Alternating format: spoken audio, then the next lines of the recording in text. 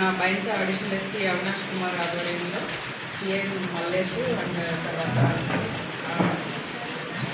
Lokeshwaram SI Ashok, SS Mudhol SI and Zubair Kanur SI వీళ్ళందరూ కలిసి ఒక మంచి దర్యాప్తు బృందంగా ఏర్పడి ఈ కేసుని ఛేదించడం జరిగింది. 31st నైట్ మనకి ఒక మిస్సింగ్ కంప్లైంట్ వచ్చింది.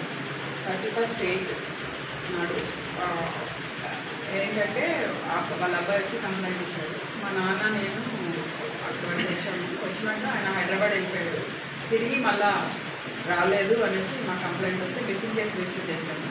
సో 2-3 days బ్యాక్ ఏమైందంటే మేము దాని గురించి దర్యాప్తు చేస్తున్నాము, కానీ ఏమైంది ఆయన ఫోన్ అనేది వాడటం లేదు, ఏ రకమైన ఆధారాలు కూడా మాకు లభించలేదు. ఆ కేసు దర్యాప్తు కొనసాగుతుండగానే మనకి వాళ్ళ పొలంలో వాళ్ళ పెంపుడు కుక్క ఏం చేసిందంటే ఒక 3-4 days బ్యాక్ ఒక స్కల్ని బయటకు తీయడం జరిగింది.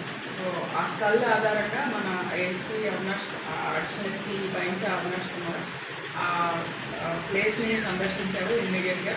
అక్కడ ఉన్న గుర్తులను బట్టి కూడా అది ఆ మిస్సింగ్ పర్సన్ మృతదేహంగా గుర్తించడం జరిగింది.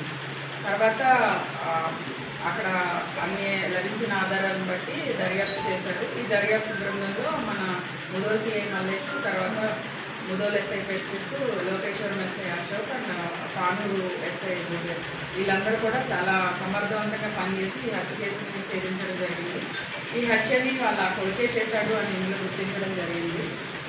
దేనికి కారణం ఏంటంటే వాళ్ళ నాన్న ఎక్కువగా అబ్బాయిని తిడుతూ ఉండేవాడు, నువ్వు ఎందుకు పనికిరావు అనేసి కొంచెం బాగా హ్యూమిలియేట్ చేసేవాడు. తర్వాత చదువు గురించి కూడా ఎక్కువగా మందలించేవాడు. అబ్బాయి మనసులో అది గ్రడ్జ్ పెట్టుకొని వాళ్ళిద్దరు ఆ రోజు రాత్రి పొలం చూడడానికి వెళ్ళినప్పుడు అక్కడ అతను పొలం చుట్టూ తిరిగిరా అని వాళ్ళ యూస్లెస్ ఫెలో అది ఇదని పెడితే ఈ అబ్బాయి కోపం వచ్చి గొడ్డలతో కొట్టి గడ్డపారతో అక్కడ తవ్వి పూర్తి చేశారు ఆ పొలంలో. సో మన దర్యాప్తు బృందం అంతా కూడా చాలా చక్కగా ఎఫిషియెంట్గా చేసి అన్ని ఆధారాలు కూడా వీళ్ళు స్వాధీనం చేసుకోవడం జరిగింది. హత్య చేయడానికి ఉపయోగించిన గొడ్డలి, తర్వాత ఆ గడ్డపార, తర్వాత సలాకులు ఇవన్నీ కూడా సీజ్ చేశారు. అలాగే ఈ గోను పట్టాలు ఏవైతే ఉన్నాయో అలాంటి గోను పట్టాలే వాళ్ళ ఇంట్లో దొరికాయి.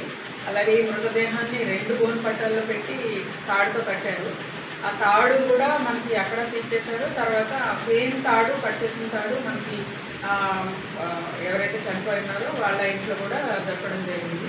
ఈ కేసుని చాలా చక్కగా దర్యాప్తు చేసినందుకు మన additional SP Avinash Kumar and వాళ్ళ టీంని నేను ప్రత్యేకంగా అభినందిస్తున్నాను. ఇది డెడ్ బాడీ ఎట్లా తీసుకోకండి అక్కడే కదా, అదే పొలం వెళ్ళారు వాళ్ళు. పొలం వెళ్ళినప్పుడు వాళ్ళ నాన్న ఏమన్నాడంటే నువ్వు అలా పొలం చుట్టూ ఒకసారి తిరిగిరా అన్నాడు. రాత్రి అయిపోయింది కదా, నాకు భయంగా ఉంది అని అబ్బాయి అంటే యూజ్లెస్ వెళ్ళాక మళ్ళీ తిట్టడం మొదలుపెట్టాడు. ఈ అబ్బాయికి అప్పుడు ఎప్పటి నుంచో కోపం ఉంది కదా, గడ్డి తోటి గొడ్డలతో. అబ్బాయి మైనర్ కాబట్టి ఆ అబ్బాయి పేరు వివరాలు నేను చెప్పడం.